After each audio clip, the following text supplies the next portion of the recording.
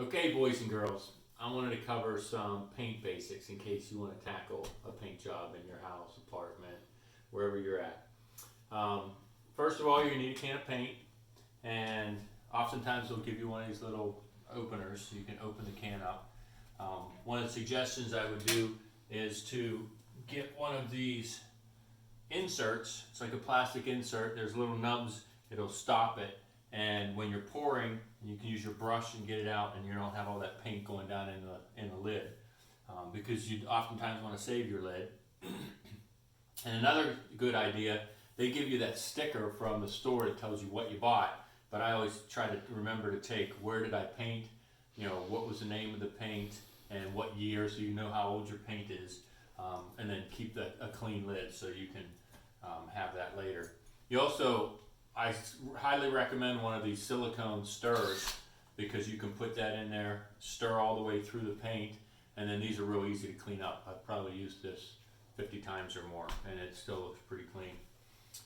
Also, you want to get a nice extension stick. This is a nice one it's heavy. You can do ceilings, so you don't have to worry about getting on a ladder all the time.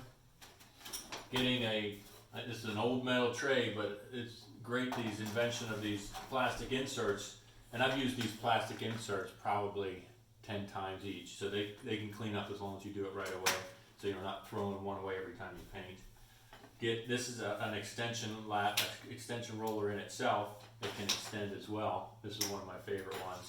Most of the time though I use it just like this, and it's got a nice cushion grip.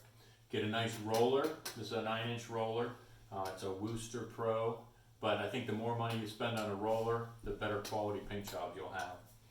And then oftentimes you'll need a smaller roller. And I've only had this for about a year. It's also a Worcester Pro.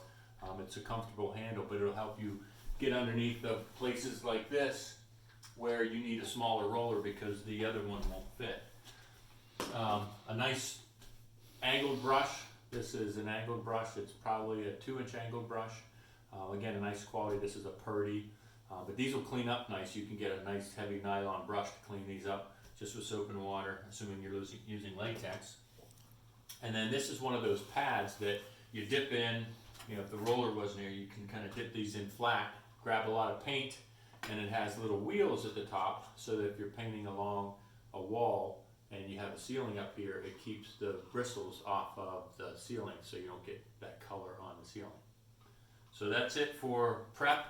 And then I guess I should also mention, taping the walls takes a lot of time.